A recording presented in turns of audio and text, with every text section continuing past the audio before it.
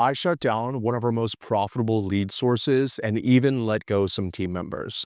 Not because it wasn't working, but because it was costing me the thing that I care about most now, which is my freedom. In this video, I'm going to break down why I shut down my Instagram content engine, how I found out that YouTube was throttling me, and what I'm doing instead that's working even better with way less effort. The truth is, everyone talks about scaling, myself included. My company's name is Scaling with Systems. This channel is called Scale with Ravi.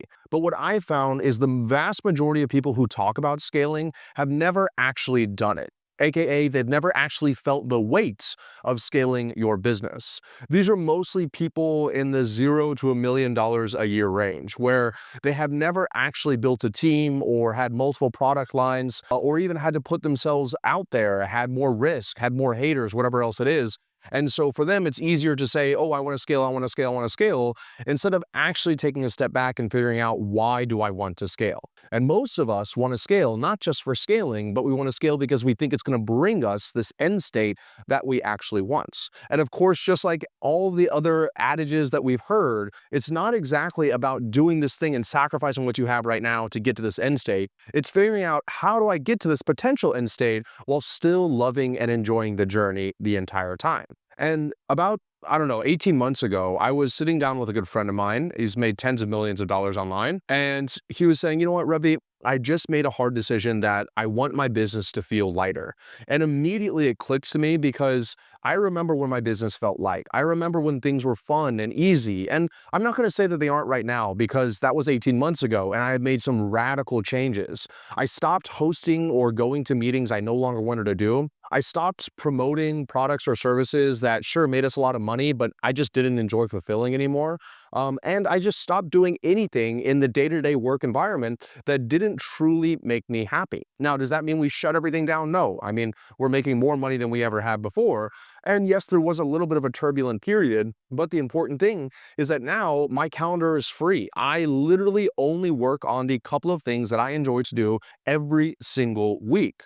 And so my dollar per hour has shot up considerably, but most importantly, my business is fun again. I'm actually enjoying every single day, and it gives me the free time to pursue things outside of my business. Like, we just bought our second home on a lake, which I cannot wait. We're literally going there tomorrow. Obviously, I got engaged. I got a boat. I got my pilot's license a couple of years ago. These are all because I started slowly taking off things that I thought felt heavy. And there was one thing that I've been doing for 5 years that was honestly the heaviest of all, but I never thought I would ever stop it, because it was making us over $1 million every single year. And if you saw the title of this video, then you probably already know it's my Instagram account. Now, it's easier for people to say that they no longer do Instagram or they don't care about Instagram when, they have never really done it before. But I have a whole team dedicated to my Instagram. We make over $100,000 a month from that account. And on top of all of that, I have all this sunk costs inside of it. I literally spent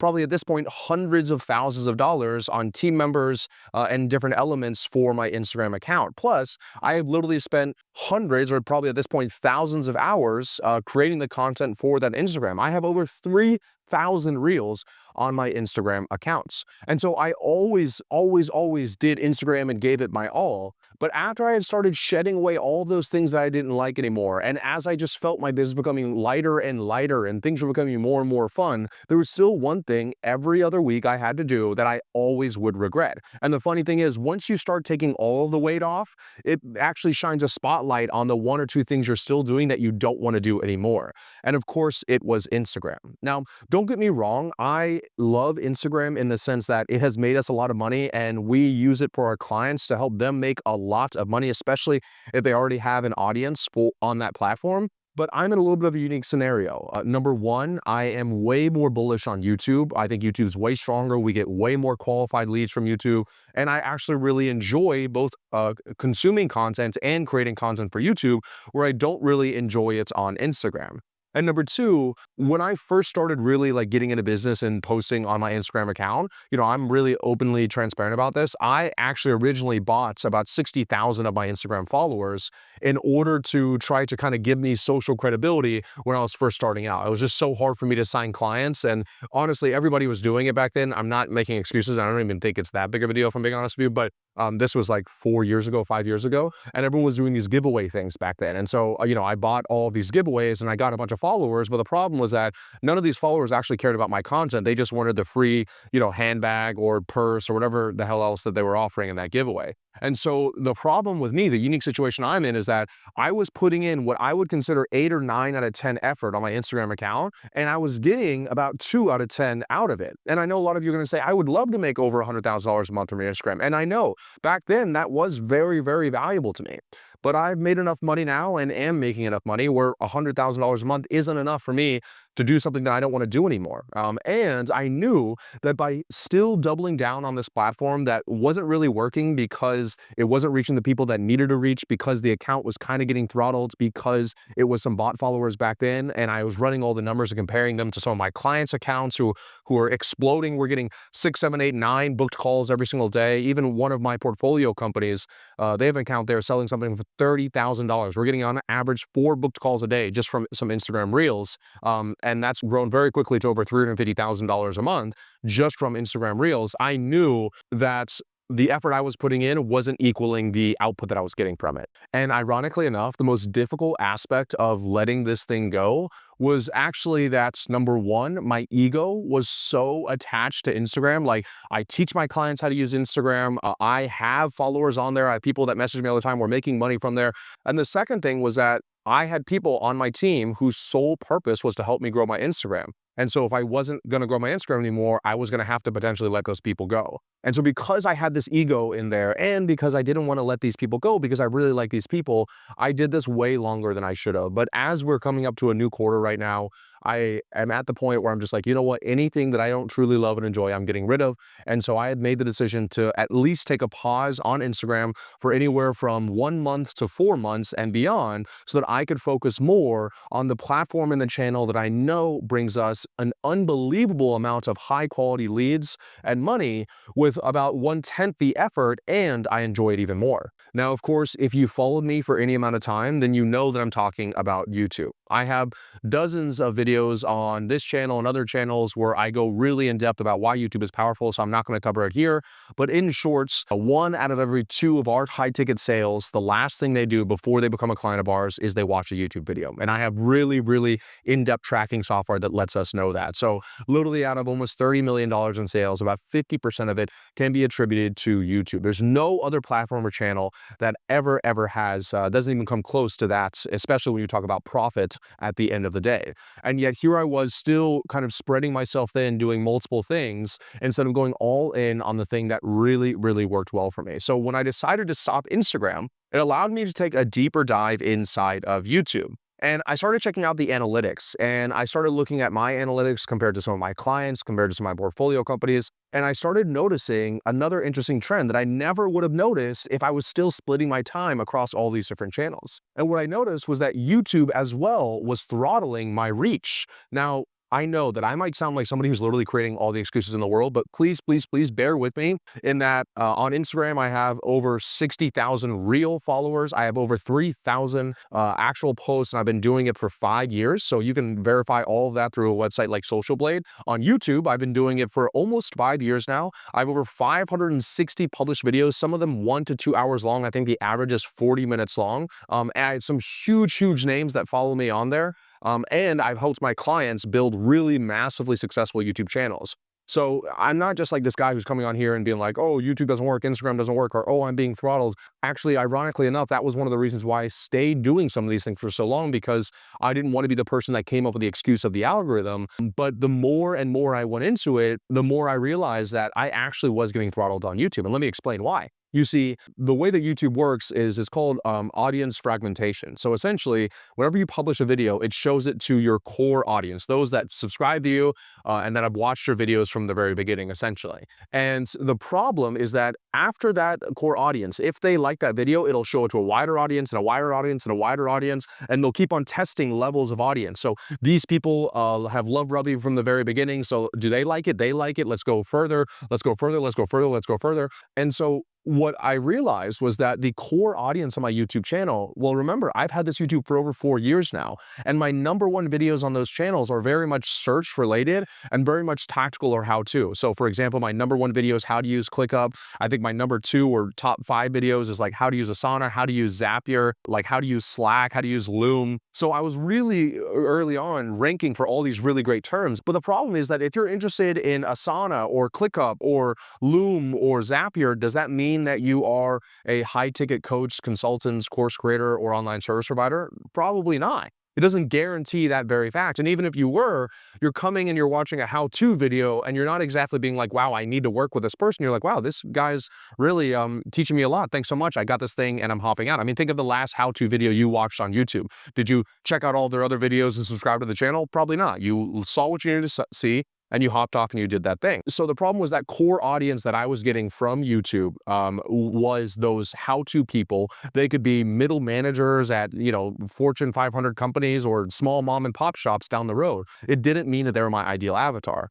And I was once again able to identify this because of my clients' YouTube channels, which we are like, I have one client the other day replaced $90,000 a month in ad spend within 30 days of getting on YouTube because of how we set up our YouTube system. And he's literally able to match the same amount of money he was making from $90,000 in ad spend with his YouTube channel, right? So all of these clients I'm seeing crushing it. And once again, I was making a lot of money from my YouTube, millions of dollars a year, but I knew that I could be making more because I figured out that I was being throttled. And one of the biggest signs to me that let me know that I was potentially being throttled is I was posting a video, and on my YouTube, it was giving me about, as soon as I posted it, like a 4 to 5% click-through rate. And if you don't know about a click-through rate, that's essentially YouTube saying, let me see how many people will actually click on this video. What percentage of people I show this to, impressions, actually click on it. And I kind of just thought, okay, let me just stay there. I know some of my clients have higher click-through rates. And so finally I decided, let me actually make a test here. So I created this new account, the one you're watching on right now, Scale with Ravi. And I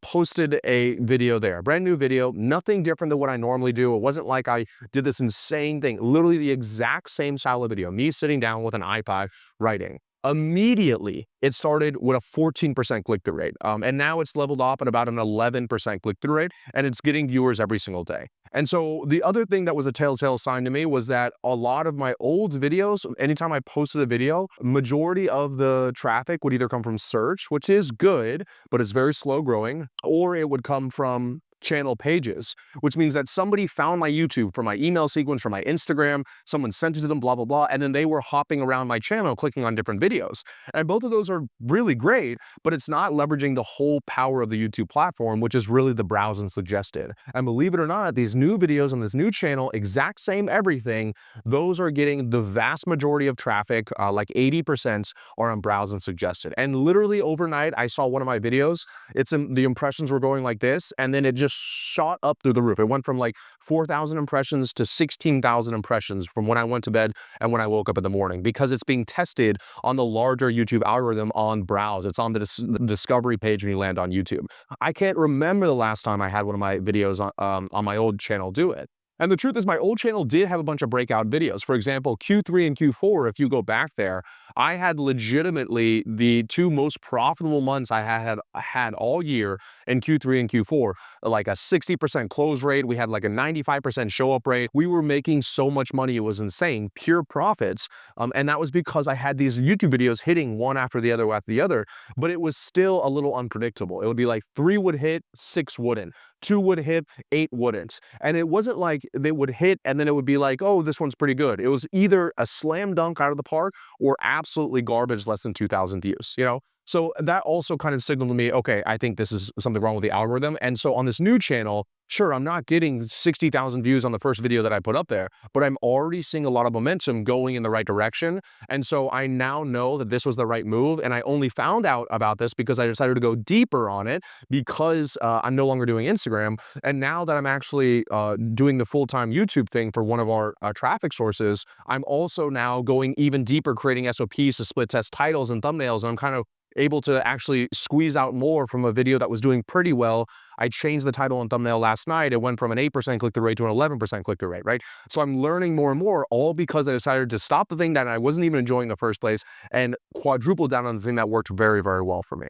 So let me wrap this all up with essentially where I'm taking my marketing strategy moving forward. So number one, we're still going to run paid ads because I still love paid ads, and that has something that's always made us money, and I enjoy doing it. But the other thing that we're going to do, the primary like driver of growth for our company, is going to be YouTube. And so I'm going to have the Scale with Ravi channel here. I'm going to be putting out content all the time here. So if you like this style of content, be sure to subscribe. Then I'm actually going to create another channel for Ravi Abuvala Extended. I'm going to start vlogging. I already have created 2 vlogs. I loved doing vlogging. I never thought I would, but I love just walking around with my little gimbal and filming my day and showing people some behind the scenes, how I've been able to build this really incredible life, not just this business that everybody sees, but like I said, the boats and the planes and the houses and all that stuff, not in like an ostentatious way, but in a way that's like, you know, I want to share this with you and show you that you can have this harmonious life between your business and your you know, your life. And then I'm also going to be doing really, really deep dive business audits, probably for some of my clients,